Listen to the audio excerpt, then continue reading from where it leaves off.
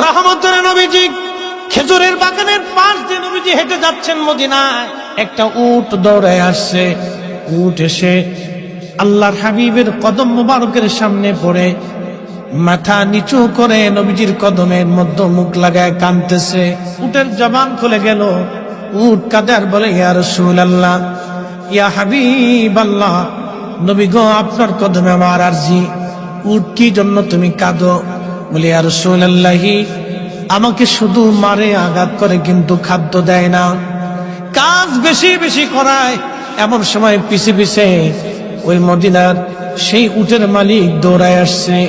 আল্লাহর নবী বললেন, ও উটের মালিক, তুমি কি উটের মালিক? বলে, হ্যাঁ ইয়া রাসূলুল্লাহ। তুমি কি তাকে খাবার কম দাও, কাজ বেশি করাও এবং মাঝে মধ্যে তারে পিঠাও?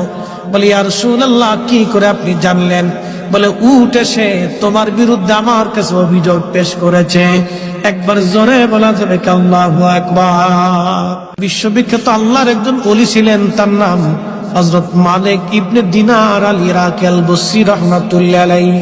হযরত মালিক ইবনে দিনার তিনি প্রত্যেক বছরে মক্কায় হজ করার জন্য ইরাকের বসরা থেকে আসতেন।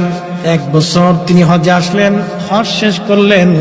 হজ শেষ করার পরে আল্লাহর দরবারে দোয়া করলেন, আল্লাহ, আপনি দয়া করে আমাকে জানান কার হজ হলো, কার হজ হলো না। আপনি দয়া করে আমাকে একটু জানান আল্লাহ। উনি দোয়া করলেন, কান্নাকাটি করলেন, আল্লাহ, এত মানুষ হজে আসলো, কিন্তু দোয়া কবুল হলো কি হলো না জানা নাই। আল্লাহ রাব্বুল আলামিন রাত্রিবেলা হযরত মালিক ইবনে দিনারকে স্বপ্ন দেখাইলেন, মালিক রে, সবার হজ আমি আল্লাহ কবুল করেছি, সবার জীবনের গুনাহ আমি আল্লাহ মাফ করে দিয়েছি, কিন্তু একজন মানুষের দোয়া এবং একজন মানুষের হজ আমি আল্লাহ কবুল করি নাই, এবং একজন মানুষকে আমি আল্লাহ ক্ষমা করি নাই। লক্ষ লক্ষ মানুষ আমি মাফ করছি, কিন্তু একজনকে মাফ করি।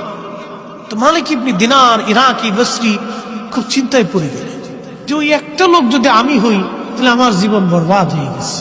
ওলিরা তো সবসময় আল্লাহকে খুশি করার জন্য নিয়োজিত থাকে। একসাথে বলবেন আল্লাহু আকবার।